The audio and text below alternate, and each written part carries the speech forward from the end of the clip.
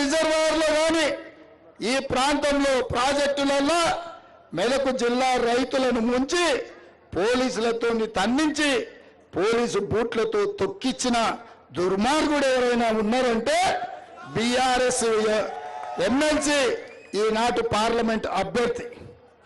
ఆయనకు ఆల్రెడీ అదే విధంగా ఇక్కడ సోదరు చెప్తున్న గిన్నె ఆయన దుకాణం ఉంది, 100 ఎకరాలు తెల్లాపూర్లు ఆక్రమించుకున్నాడని. మీ భూములు ఆక్రమించుకొని మీ ఆస్తులు మల్లన్న సాగర్లో ముంచి 1000 కోట్లు సంపాదించి అవి సరిపోలేదని 100 కోట్లు కేసీఆర్ హరీష్ రావుకి ఇచ్చి మళ్ళీ ఎంపీగా మీ దగ్గరకు వచ్చాడు. నేను అడుగుతున్నా సోదరులారా, ఆయన ఎమ్మెల్సీగా ఉన్నాడు ఆల్రెడీ, ఇంకా 5 ఏళ్ళు ఉంది ఆయన నౌకరి. ఒకటి ఉండగానే ఇంకొకటి అడుగుతుండ్రు. ఇదేమన్నా పెళ్ళి అనా? ఓ పెళ్ళి ఉంటే 2 పెళ్ళి చేసుకోనికే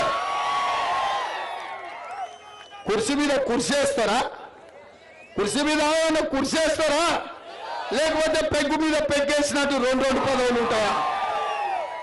కేసీఆర్ మరి వేసినప్పుడు ఇచ్చిండో, టికెట్ దిగినప్పుడు ఇచ్చిండో నాకు తెలియదు. ఆల్రెడీ ఎమ్మెల్సీ ఇచ్చిండు, ఏడాది తిరగకుండే మళ్ళీ ఎంపీ టికెట్ ఇచ్చిండు.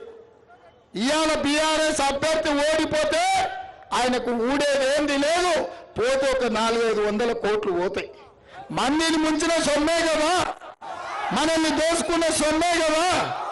కాబట్టి ఇచ్చింది తీసుకోండి, తెచ్చింది గుంజుకోండి, అంగిలాగు గట్టిగా ఉంటే ఇడిపించుకోండి, అవి కూడా మన సొమ్మే. అన్ని తీసుకున్నాక తూర్పుకు తిరిగి దండం పెట్టమని చెప్పి సలాకితోని వాత పెట్టు.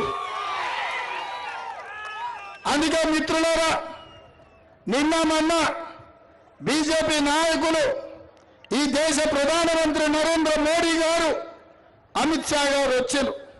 10 ఏళ్ళు వాళ్ళే కదా ప్రధానమంత్రిగా ఉన్నది, హోంమంత్రిగా ఉన్నది. తెలంగాణ రాష్ట్రానికి వచ్చినప్పుడు మనం ఏం ఆశిస్తాం? పెద్దలు వచ్చినప్పుడు, పెద్ద మనుషులు వచ్చినప్పుడు ఏమన్నా తెస్తారేమో, తెలంగాణకి ఏమన్నా ఇస్తారేమో అనుకున్నా. నేను గతంలోనే ఆయన పోయి అడిగిన, మా పటాన్ చెరువు రామచంద్రాంపురం వరకు మాకు మెట్రో రైలు కావాలి అని. ఇస్తాడేమో అనుకున్నా. అదేవిధంగా మనం మూసీ రివర్ డెవలప్మెంట్ ఫ్రంట్కి నిధులు అడిగినాం, ఇస్తాడేమో అనుకున్నా.